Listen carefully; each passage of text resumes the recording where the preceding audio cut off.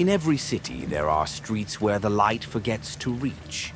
Places the tourists never see, where promises rot alongside rusted gutters.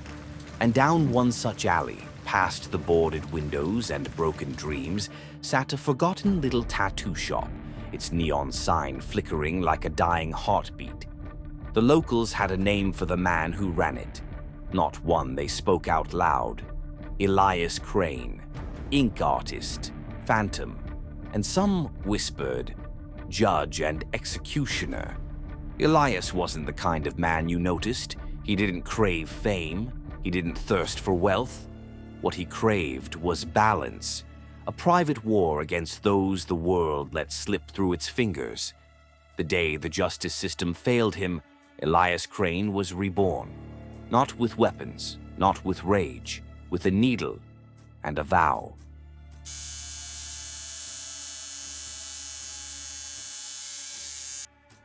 Once, Elias Crane believed in second chances, believed in the law, believed that if you told the truth, if you were good enough, strong enough, justice would answer. But the world doesn't play fair. His sister, his anchor to the better parts of life, ripped away by a man who wore a suit like armor and hid his sins behind technicalities. The jury called it reasonable doubt. Elias called it betrayal. That night, as the guilty man celebrated at a polished mahogany bar, Elias made a silent vow under the weight of his grief. If the world cannot hold the guilty accountable, then I will. Not through chaos, not through revenge, through order, through ink and needle, and death as precise as a scalpel's edge. Justice, not in the courtrooms, justice in the blood and the bone. In the heart of the city's forgotten alleyways, Elias Crane carved a ritual all his own. His justice was never rushed, never messy. It was slow, meticulous, elegant. His tools were simple, a tattoo machine, a vial of toxin so rare it had no antidote, and a code more sacred than any law. Each mark he placed was a death sentence, but only for those who deserved no more chances. Elias never chased victims. He let them come to him. A simple offer whispered through the streets. One free tattoo, for those ready to start fresh. To the guilty, it sounded like a blessing. In truth, it was a noose, woven in black ink. The poison itself was genius, microscopic in quantity, delayed in effect. By the time symptoms showed, shortness of breath, organ shutdown, it was too late to trace, too late to beg. No struggle, no screaming, only a slow unraveling, and beneath every death, a mark, signed by a ghost. Mark Renner moved through life like a shadow, blending in with the crowds of college towns, smiling a little too easily, laughing a little too loud. But behind that smile was rot. Mark preyed on the vulnerable, freshmen far from home, young women chasing dreams, dreams he would quietly strangle. Authorities never connected the dots. His victims were labeled runaways, addicts, drifters who slipped between the cracks. Mark counted on the world not caring. And for years he was right, until the night he stumbled into Elias Crane's shop. Drunk, boasting, spilling details he should have kept buried, the patterns, the mistakes, the bodies. Elias listened, silent behind the counter, hands steady even as rage threatened to boil over. Mark wanted a tattoo, something to commemorate his freedom, he slurred. Elias obliged. He designed a grinning skull, hidden within a bouquet of roses, a masterpiece that would bloom only once. As the needle worked its way into Mark's flesh, the toxin began its journey too, cell by cell, vein by vein. Over the next 48 hours, Mark's body would betray him. It started with a numbness in his hands, then confusion, slurred speech. By the time he collapsed outside a dive bar, gasping for air, no longer reaching his lungs, there were no cameras, no witnesses, only the faint outline of fresh ink, grinning as he died. Caroline Mays was a whisper in the suburbs, a polite neighbor, a volunteer at bake sales, the kind of woman who waved at passing cars with a smile. But behind the white picket fence, behind the tidy garden, Caroline kept her real passion hidden. She had learned early that the world rarely looks beyond the surface. The missing men, the transients, the forgotten, they were practice. What started as curiosity became hunger. Caroline was precise, clean. Her victims rarely made headlines. A slip in the river, a lost camper, a lonely hiker never coming home. She believed herself untouchable. That arrogance brought her to Elias Crane. One night she wandered into his shop, drawn by the promise of something wild, something fearless. Elias recognized her immediately, the way her eyes flickered too quickly, the way her smile never quite reached them. He offered her a tattoo of a hawk. "For the hunter you are," he said. She laughed. She thought he understood her. As the needle danced across her back, Elias worked methodically, embedding his silent judgment with every drop of ink. A toxin engineered not for speed, but for inevitability. 2 days later, Caroline collapsed during a Sunday brunch, surrounded by friends who never knew the monster hiding behind their smiles. No signs of struggle, no signs of foul play, just a beautiful hawk tattoo, forever frozen mid-flight. Margaret Vale was elegance incarnate, silk dresses, pearls, a laugh like music floating through garden parties and charity balls. But underneath the glamour was something ancient, predatory. Margaret buried 3 husbands before anyone whispered the word suspicious. Heart attacks, accidents, tragic falls, always just enough grief to convince the courts, always just enough tears to silence the doubters. They called her unlucky. Elias called her what she truly was, a wolf in perfume. When she entered his shop, her heels clicked like a metronome, precise, measured. She wanted something delicate, she said, something sensual. Elias suggested a spider weaving a silver web down her spine. She laughed and agreed. Perfect.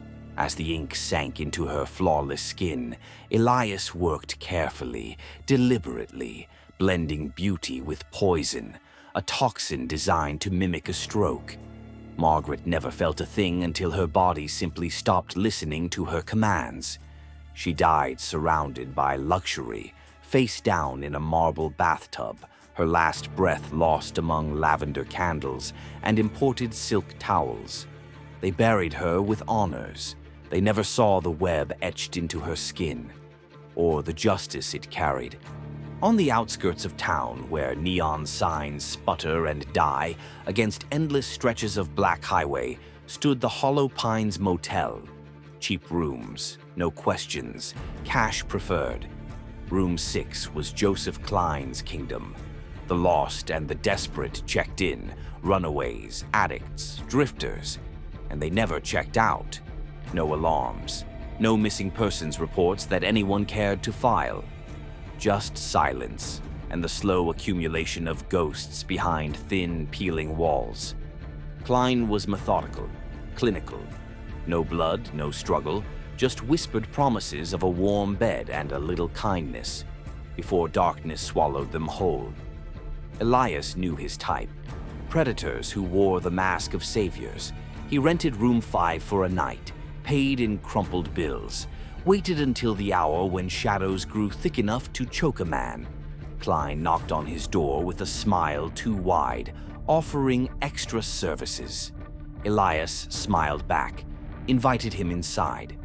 He proposed a tattoo, something meaningful, a symbol of strength. Klein, puffed up by flattery, rolled up his sleeve without hesitation. Elias chose a raven, its wings outstretched over Klein's chest. A bird of death, perched over a hollow heart. The toxin in the ink was designed to shut the heart down, one beat at a time. Joseph Klein died alone that night in room 6, slumped against a faded floral bedspread. By morning, he was just another missing soul in a place full of them. No alarms, no questions, just silence.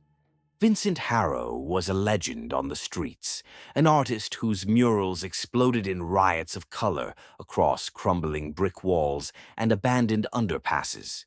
To the public, he was a genius, bold, untamed, fearless. But beneath the vibrant spray paint and clever slogans, Vincent hid a darker masterpiece. If you looked closely enough, and few ever dared, the truth bled through the cracks. Faces twisted in agony, hands reaching from hidden corners, pools of crimson disguised as flowers. His murals weren't art, they were confessions. Murders immortalized in plain sight, a girl missing from the East Side, a boy from the shelters. Their stories splashed in brilliant, mocking color, and no one ever noticed. No one. But Elias Crane. Late one night, under a half-dead streetlight, Elias approached him. "Your work speaks to me," he said. Vincent grinned, teeth stained from too much cheap wine, and bragged about his latest masterpiece drying just around the corner. Elias offered him something better, a collaboration, a tattoo, a phoenix rising from the ashes. "Symbol of rebirth," he said, "of escaping the past." Vincent, always hungry for admiration, agreed. In the cramped back room of the shop, the machine hummed its deadly lullaby. The phoenix unfurled across Vincent's chest, each line sinking the toxin deeper into his blood. As the final feather was drawn, Vincent's vision blurred. His breathing slowed. He collapsed against the chair, confused, gasping. Elias watched quietly as the life drained from the man who painted death in bright, beautiful colors. By morning, the streets had lost one more artist. And the walls, they kept their secrets, their colors running dark with the truth only Elias knew how to read. Detective Lena Monroe had seen her share of bodies. She had walked crime scenes where the air still trembled with screams, where blood painted the walls like frantic brushstrokes. But this was different. The first case landed on her desk almost by accident. Mark Renner, the so-called smile collector. Found dead in his apartment, no signs of struggle, no forced entry. Just a freshly inked tattoo across his ribs, a compass rose, delicate and sharp. The coroner ruled it heart failure, natural causes, case closed. But Lena felt it. That strange electric sensation she got when something didn't add up. A gut whisper that said, "Look deeper." Weeks later, Caroline Mays turned up in the county morgue. Another natural death, another brand new tattoo, a serpent coiled around a dagger. Lena's instincts sharpened into something cold and focused. She started pulling records, cross-referencing names, 5 victims, 5 tattoos. On paper, they shared nothing. Different backgrounds, different neighborhoods, different lifestyles. But Lena dug deeper and unearthed their sins. Rape, murder, abuse. They were predators, each and every one. And someone, somewhere, had judged them guilty. She visited the last known locations of the victims, a dive bar, a suburban mansion, an abandoned motel, places where whispers clung to the walls like smoke. One name kept surfacing, quietly, reluctantly, Elias Crane, the tattoo artist, the man whose shop was tucked away where the streetlights died. Lena stood outside the shop one night, the neon sign flickering overhead. For a long time, she watched. No customers, no music, just the faint hum of the tattoo gun inside.